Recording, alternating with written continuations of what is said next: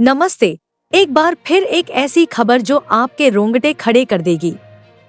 कल अहमदाबाद से लंदन जा रही एयर इंडिया की फ्लाइट, जिसमें बोइंग 787 ड्रीमलाइनर का इस्तेमाल हुआ, एक भयानक हादसे का शिकार हो गई। इस हादसे में 240 से ज्यादा लोगों की जान चली गई, जिनमें गुजरात के पूर्व मुख्यमंत्री विजय रुवानी जैसे महत्वपूर्ण लोग भी शामिल थे। आखिर क्या हुआ था उस फ्लाइट में? क्या यह हादसा एक तकनीकी खामी का नतीजा था या फिर कुछ और गहरी साजिश?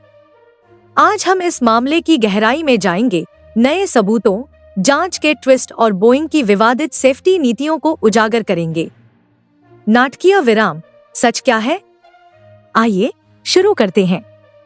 यह कहानी शुरू होती है 2010 से, जब हवाई यात्रा के बाजार में दो दिग्गज कंपनियां, एयरबस और बोइंग, आपस में एक तीखी प्रतिस्पर्धा में उलझी थी।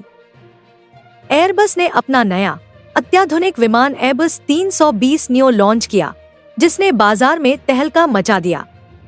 बोइंग, जो पहले से बोइंग 737 के साथ मार्केट में था, इस नए विमान का मुकाबला नहीं कर पा रहा था। बोइंग के सामने दो रास्ते थे, या तो एक नया विमान डिजाइन करें या अपने मौजूदा 737 को अपग्रेड करें। समय की कमी और लागत बचाने के चक्कर में बोइंग ने दूसरा रास्ता चुना। लेकिन यहीं से शुरू हुई एक खतरनाक गलती। बोइंग ने अपने 737 में बड़े, अधिक फ्यूल एफिशिएंट इंजन लगाए, जो विमान के डिजाइन को प्रभावित करने लगे। इन इंजनों की वजह से विमान का नोज, आगे का हिस्सा, टेक ऑफ के दौरान ज्यादा ऊपर उठने लगा, जिससे क्रैश का खतरा बढ़ गया। इस समस्या को हल करने के लिए बोइंग ने एक सॉफ्टवेयर MCAS इंस्टॉल किया, जिसका काम था विमान के नोज को ऑटोमेटिकली नीचे लाना। लेकिन यही सॉफ्टवेयर बन गया एक बड़े विवाद का कारण। बोइंग का MCAS सॉफ्टवेयर एक सिंगल सेंसर पर निर्भर था, जो अगर खराब हो जाए तो विमान को संभालना असंभव हो सकता था। और सबसे चौंकाने वाली बात, बोइंग ने इस सॉफ्टवेयर की जानकारी पायलटों से छुपाई। पायलटों को इसकी ट्रेनिंग तक नहीं दी गई। नतीजा, 2018 में इथोपियन एयरलाइंस की एक फ्लाइट क्रैश हुई, जिसमें 350 से ज्यादा लोग मारे गए। इसके बाद बोइंग की सेफ्टी नीतियों पर सवाल उठने लगे। जांच में खुलासा हुआ कि बोइंग ने जानबूझकर सेफ्टी स्टैंडर्ड्स से समझौता किया था। लीक हुए कंपनी के ईमेल से पता चला कि बोइंग के कर्मचारियों को MCAS की खामियों के बारे में पता था, लेकिन प्रॉफिट की चाह में उन्होंने इसे नजरअंदाज किया। US सरकार ने इसकी जांच के लिए एक कमीशन बनाया, जिसने बोइंग की गलतियों को उजागर किया। इसके चलते बोइंग को $2.5 बिलियन का नुकसान हुआ और कई देशों ने उनके विमानों के ऑर्डर रद्द कर दिए। बोइंग की छवि को बचाने के लिए कंपनी ने 787 ड्रीमलाइनर लॉन्च किया, जिसे दुनिया का सबसे सुरक्षित विमान कहा गया। लेकिन कल का हादसा, अहमदाबाद से लंदन की उड़ान, फिर से बोइंग की सेफ्टी पर सवाल उठा रहा है। इस हादसे में गुजरात के पूर्व CM विजय रुवानी समेत कई महत्वपूर्ण लोग मारे गए। जांच टीमें इंग्लैंड, अमेरिका और भारत की लोकल टीमें ब्लैक बॉक्स की जांच में जुटी हैं। क्या यह फिर से बोइंग की तकनीकी खामी है या कुछ और? सार्वजनिक प्रतिक्रियाएं भी तीखी रही हैं।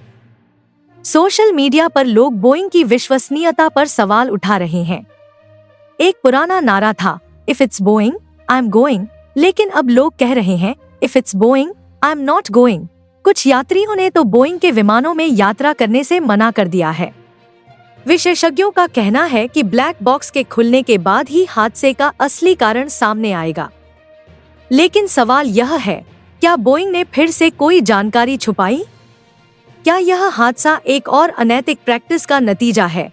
इस हादसे ने न केवल बोइंग की साख को नुकसान पहुंचाया है, बल्कि यह सवाल भी उठाया है कि क्या हमारी हवाई यात्रा वाकई सुरक्षित है? दोस्तों, यह कहानी अभी खत्म नहीं हुई है।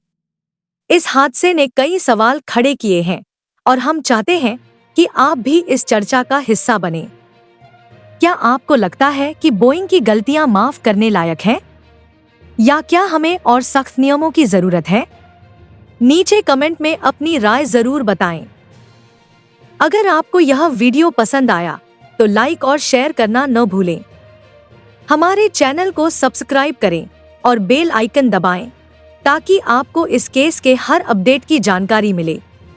आइए साथ मिलकर सच की तलाश करें और पीड़ितों के लिए न्याय की मांग करें।